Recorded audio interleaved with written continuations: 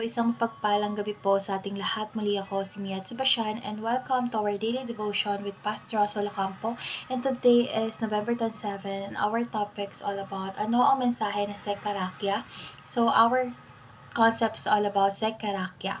So ang aklat ni Sekarakya ay puno ng pag-asa, restoration at propesiya tungkol kay Jesus. Habang hinihingkayat ng Israel na ipagpatuloy ang pagtatayo ng templo matapos ang exile, nagbigay rin si Sekarakya ng malalim na mensaheng patungkol sa darating na Mesayas. So ipinapahayag niya ang pagdating ng isang mapagpakumbabang hari, ang shepherd na itatakwil at babayubayin at ang fountain of cleansing para sa kasalanan.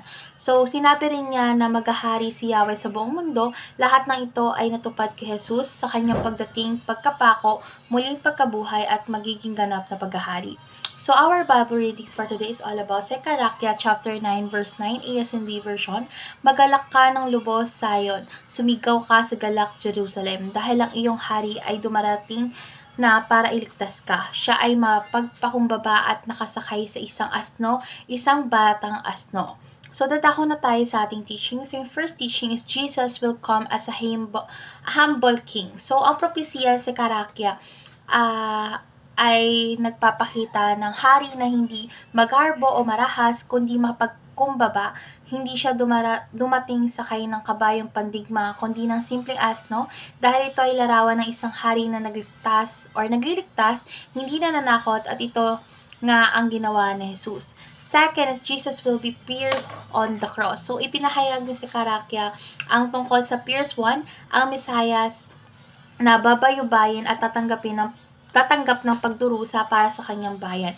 Ito ay eksaktong natupad ng si Jesus ay ipinako sa krus. Ang kanyang sugat ang naging daan ng kapatawaran at kaligtasan. And lastly, Jesus will subdue the nation. So, hindi lamang siya dumating bilang malumanay na hari. Pagbabalik niya, siya ang maghahari ng buong mundo dahil ang lahat ng bansa ay luluhod sa kanyang pangalan, sa kanya matatapos ang kasamaan at tunay na kapayapaan ang maghahari. So, dadako na tayo sa ating application. First is welcome Jesus in your life. So, tulad ng Jerusalem na pinaalalahan ng magalak sa pagdating ng hari, kailangan din nating tanggapin si Jesus na may buong puso dahil siya ang hari na nagliligtas at nagbabago ng buhay. Dahil ang pagtanggap kay Jesus ay simula ng tunay na kapayapaan. Second is walk humbly with Jesus.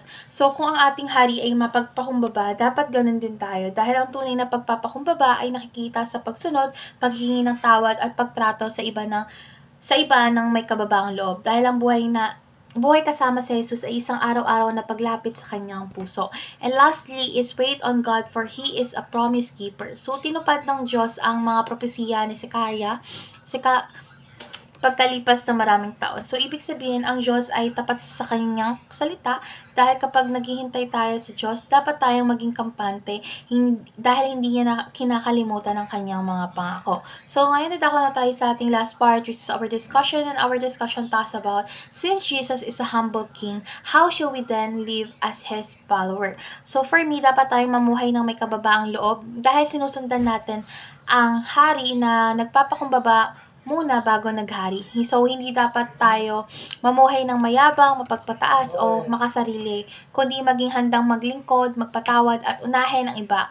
Kung si Jesus mismo ay naglingkod, tayo rin dapat ay maging tagapaglingkod sa ating pamilya, simbahan o komunidad.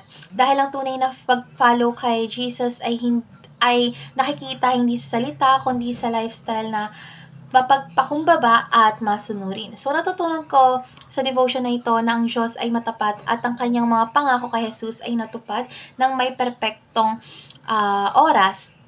So, na-remind ako na dapat nating tanggapin si Jesus araw-araw bilang ating King at mamuhay ng may pagpapakumbaba gaya niya. So, nais ko rin na maging mas masunurin, mas mapagpatawad at mas nagtitiwala sa Diyos habang hinihintay ang katuparan ng kanyang mga plano sa atin. So, let's pray po. Lord God, maraming salamat po dahil pinadala ninyo ang mapagpakumbabang hari na si Jesus upang iligtas kami. Lord God, turuan niyo po kami mamuhay ng may kababaang loob at may buong pagtitiwala sa iyong mga pangako. Lord God, tanggipin niyo po ang aming buhay at gawin niyo kaming tapat at tagasunod ng aming hari na si Kristo. In Jesus' name we pray. Amen.